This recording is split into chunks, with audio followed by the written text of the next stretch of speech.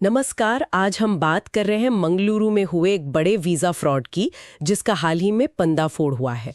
हमारे पास इस पर कई रिपोर्ट्स और खबरें हैं और जो जानकारी सामने आ रही है वो काफी चौंकाने वाली है। जी हाँ, बिल्कुल। ये करीब 4 से 4.5 करोड़ रुपए की ठगी का मामला है। और 300 से ज्यादा लोग, मतलब 300 से ज्यादा नौकरी ढूंढने वाले लोग इसके शिकार हुए हैं। हाँ, ये आंकड़ा वाकई बहुत बड़ा है। तो आज हम इन सोर्सेज के जरिए समझने की कोशिश करेंगे कि ये सब कैसे हुआ, ये धोखाधड़ी का पूरा नेटवर्क क्या है, पुलिस क्या कदम उठा रही है और इसका असर क्या हो सकता है आगे के लिए भी।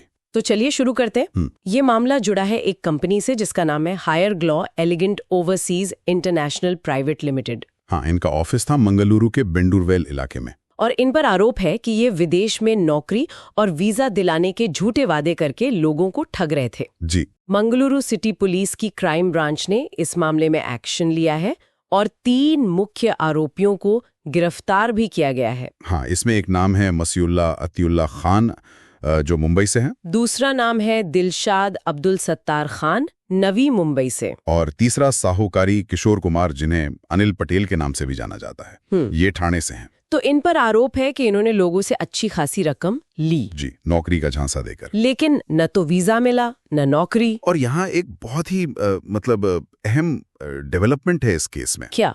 पुलिस ने इस मामले में ककोका यानी Karnataka Control of Organised Crime Act लगाने के लिए अदालत से अपील की है। ककोका? अरे ये तो संगठित अपराधों जैसे अंडरवर्ल्ड या आतंकवाद के लिए इस्तेमाल होता है ना। बिल्कुल, आमतौर पर वहीं इस्तेमाल होता है। तो इसे एक वीजा धोखाधड़ी केस में लगाने की अपील करना, ये दिखाता है कि पुलिस इसे कोई मामूली ठगी नहीं मान रही। मतलब वो इसे एक बड़े ऑर्गेनाइज्ड क्राइम नेटवर्क का हिस्सा मान रहे हैं। हाँ बिल्कुल। ककोका लगने से पुलिस को काफी शक्तियां मिल जाती हैं, जैसे जांच के लिए ज्यादा समय, जमानत की शर्तें बहुत सख्त हो जाती हैं। अच्छा। और सजा भी काफी कड़ी होती है। तो ये प्रशासन की तरफ से एक बहुत स्ट्रांग सिग्नल है। और शायद ये मामला इतना गंभीर इसलिए भी लग रहा है क्योंकि ये कोई पहली बार नहीं हुआ है ना?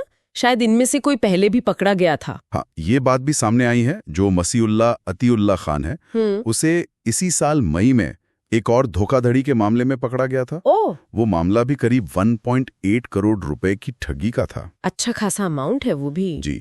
तो इससे शक होता है कि ये कोई अकेला मामला नहीं, बल्कि एक पूरा सिंडिकेट हो सकता है, जिसके तार शायद महाराष्ट्र से लेकर दक्षिण भारत तक फैले हों। और ये लोग खास तौर पर उन प्रवासी मजदूरों को निशाना बनाते हैं जो एक बेहतर जिंदगी की तलाश में विदेश जाना चाहते हैं। और पीड़ितों की बात करें तो वो तो और भी दुखद है। हर व्यक्ति से करीब 1.3 लाख से 5 लाख रुपए तक लिए गए। हाँ, और कुछ मामलों में तो ये रकम 16 लाख रुपए तक भी गई है। 16 लाख? सोचिए किसी ने कैसे अपनी जमीन बेची होगी, या जमा पूंजी लगाई होगी, या कर्ज लिया होगा। बिल्कुल, सपनों के नाम पर इतनी बड़ी ठगी। और ये सिर्फ हायर ग्लो कंपनी तक ही सीमित नहीं है, शायद कुछ और नाम भी सामने आए हैं। हाँ, पीड़ितों की शिकायतों में कुछ और एजेंसियों के नाम भी हैं, जैसे जेड जोन कंसल्टेंसी और द लेजेंड आइल्ट्स। अच्छा। ये कथित तौर पर बिना लाइसेंस के काम कर रही थी और दुबई, यूरोप, ऑस्ट्रेलिया जैसी जगहों पर नौकरी दिलाने के झूठे वादे करके पैसे ले रही थी।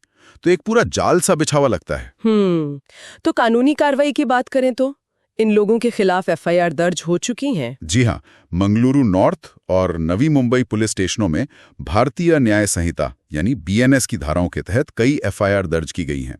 धोखाधड़ी और शायद संगठित अपराध से जुड़ी धाराएं भी लगाई गई होंगी। और जैसा आपने कहा, ककोका की अपील, वो अपने आप में एक बड़ा कदम है। बिल्कुल, ये कड़ा संदेश है ऐसे गिरोहों के लिए जो लोगों की मजबूरी और उनके सपनों का फायदा उठाते हैं। पीड़ितों की तरफ से क्या मांग है अब? जाहिर है पीड़ित अब यही चाह रहे हैं कि इस मामले की पूरी गहराई से जांच हो, उच्च स्तरीय जांच हो और उन्हें जल्द से जल्द न्याय मिले। पैसे वापस मिलने की उम्मीद तो शायद कम हो, लेकिन कम से कम दोषियों को सजा मिले। तो संक्षेप में कहें तो मंगलुरु में एक बड़े वीजा रैकेट का भंडाफोड़ हुआ है। करोड़ों की ठगी, 300 से ज्यादा पीड़ित, 3 गिरफ्तारियां।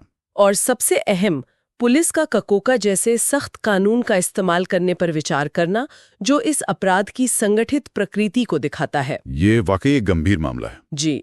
और ये पूरा मामला हमें एक बड़े सवाल पर सोचने को मजबूर करता है। केस एक घटना से परे अगर देखें तो हमारे सिस्टम में आखिर वो कौन सी कमजोरियां हैं वो कौन से लूप होल्स हैं जिनकी वजह से नौकरी की तलाश कर रहे लोगों को निशाना बनाने वाले इतने बड़े पैमाने के वीजा घोटाले बार बार पनपते रहते हैं? सही बात है। विदेश में अवसर तलाशने वालों की बेहतर सुरक्षा के लिए आखिर क्या बदलने की जरूरत है?